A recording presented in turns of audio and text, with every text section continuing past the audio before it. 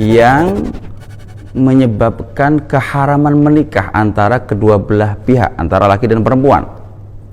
Mahram bisa karena hubungan nasab, ada hubungan rodok, dan ada sebab berupa musyawarah, ikatan karena ada pernikahan satu pihak dengan pihak lain.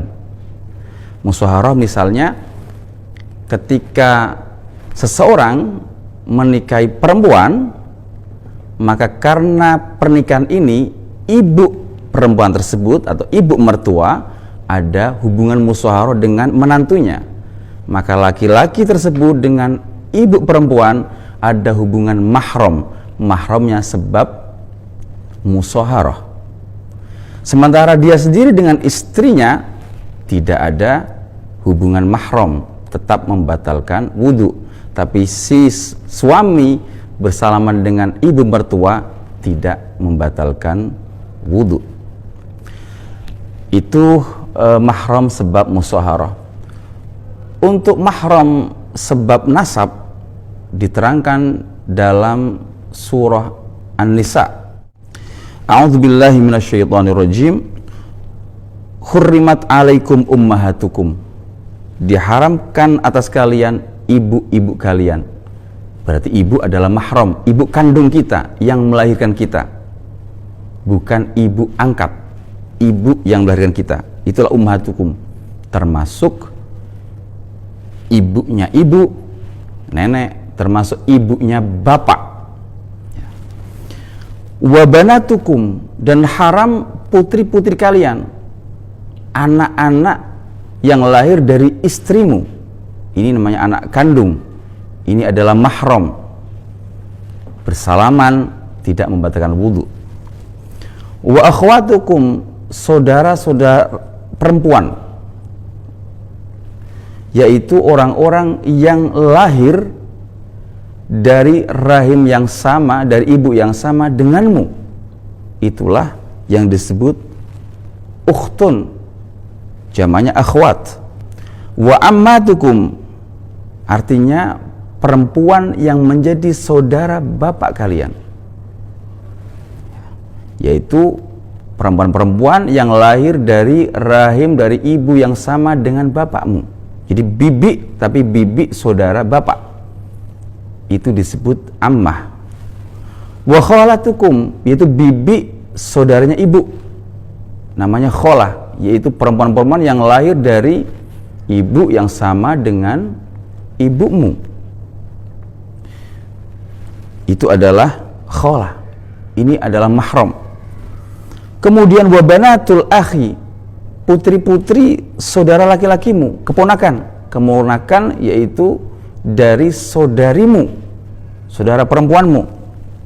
Ini mahram. Jadi keponakan kita mahram dengan kita. Tidak boleh ada pernikahan. Semua mahram tidak boleh ada pernikahan. Semua mahram tidak ada pernikahan dan bersentuhan tidak membatalkan wudu. Tapi perlu diingat, keponakan adalah mahram, tapi istri keponakan bukan mahram. Perempuan yang menjadi keponakan kita adalah mahram kita, tapi istri dari keponakan kita bukan mahram kita. Sebagaimana bahwa bibi, baik saudara bapak maupun bibi dari saudara ibu, mahram, tapi istrinya paman, istri dari laki-laki yang menjadi saudaranya bapak, atau istri dari laki-laki yang menjadi saudara ibu, itu bukan mahram. Istrinya paman itu bukan mahram. Yang mahram adalah saudari-saudari bapak kita, saudari-saudari ibu kita, putri dari saudara laki-laki kita, putri dari saudara perempuan kita. Disebutkan dalam ayat berikutnya, wa banatul ukhti, putri-putri saudari kita. Kemudian wa ummahatukumul lati arda'nakum, ibu-ibu yang pernah menyusuimu dengan ketentuan persusuan sesuai syariat, yaitu seorang perempuan yang pernah menyusui kita saat kita tentu di umur di bawah 2 tahun. Tahun ini adalah tahun menurut Qamariyah, tahun Qamariyah, bukan Syamsiyah, 2 tahun ya. Jadi 2 kali 12 bulan qamariyah. Menyusuinya sebanyak 5 kali. Masing-masing persusuannya harus yang umumnya sampai kenyang. Bukan sekali susu lalu dilepas, susu lagi, lepas lagi, tidak. Sampai selesai sekenyangnya baru si bayi melepaskan, dan itu terjadi 5 kali meskipun tidak berurutan. Maka anak dengan ibu yang menyusui ada hubungan mahram. Mahramnya sebab rodok, persusuan. Kemudian bukan hanya ibu yang menyusui kita, wa akhwatukum minar rodho'ah, dan perempuan-perempuan yang satu susuan dengan kalian. Disebut akhwat karena dianggap sebagai saudara perempuan, tapi ini saudara karena rodok, yaitu perempuan-perempuan yang disusui oleh ibu yang sama dengan yang menyusui kita. Bisa jadi dia adalah anak kandung dari ibu yang menyusui kita. Ibu ini maksudnya perempuan lain yang menyusui kita, dia punya anak perempuan meskipun tidak pernah disusui, tapi anak kandung, maka dia adalah akhwat minar rodho'ah. Atau ibu kita pernah menyusui perempuan-perempuan, tentu dengan syarat tadi di bawah 2 tahun dan terjadi selama 5 kali, masing-masing sampai mengenyangkan, maka kita dengan perempuan-perempuan yang pernah disusui ibu kita adalah akhwatukum minar rodho'ah. Selanjutnya adalah wa ummahatu nisaikum, ibu-ibu istri kalian, mertua kita.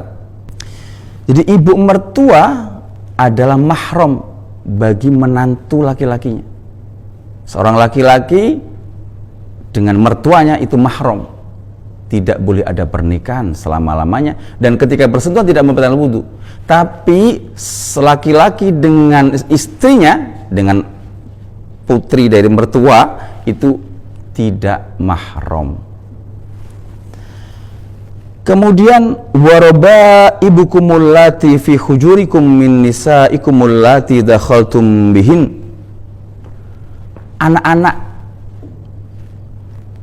dari perempuan yang kita nikahi, yaitu anak tiri. Ada seorang laki-laki menikah dengan seorang perempuan, perempuan itu sudah punya anak, anaknya adalah perempuan, maka anak perempuan itu adalah mahram dengan laki-laki tadi, dengan catatan laki-laki tadi sudah melakukan hubungan suami istri, bahasa lainnya adalah jima, hubungan intim dengan istrinya. Ketika sudah ada hubungan intim dengan istrinya, maka anak tiri tadi menjadi mahram. Berikutnya dijelaskan fa illam takunu dakhaltum bihinna fala junaha alaikum. Jika tidak ada dukhul, tidak ada jima, tidak ada hubungan intim, maka anak perempuan tersebut, anak tiri tersebut tidak ada hubungan mahram dengan kita.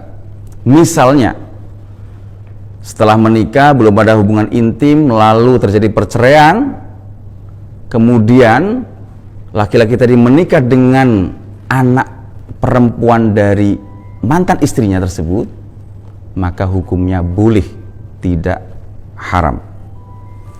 Tidak ada hubungan mahram antara laki-laki tersebut dengan anak tiri yang belum ada hubungan intim antara laki-laki tersebut dengan ibunya. Kemudian wahalailu abnaikumul ladzina min aslabikum, dan mahram lagi adalah perempuan-perempuan yang pernah menjadi istri anak laki-lakimu. Menantu itu mahram bagi mertuanya.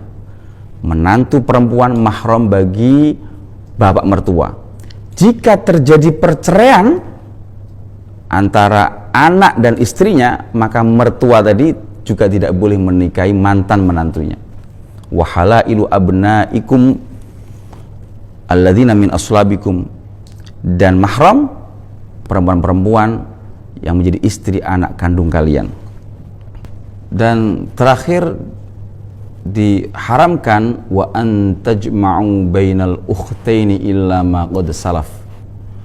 Diharamkan mengumpulkan dua orang perempuan yang masih ada hubungan saudara dalam satu pernikahan. Misalnya seorang laki-laki menikahi perempuan A, masih dalam pernikahan dengan A, dia menikahi adiknya A, B misalnya, atau kakaknya A, C misalnya, maka ini adalah mengumpulkan dua perempuan yang masih ada hubungan saudara dalam satu pernikahan.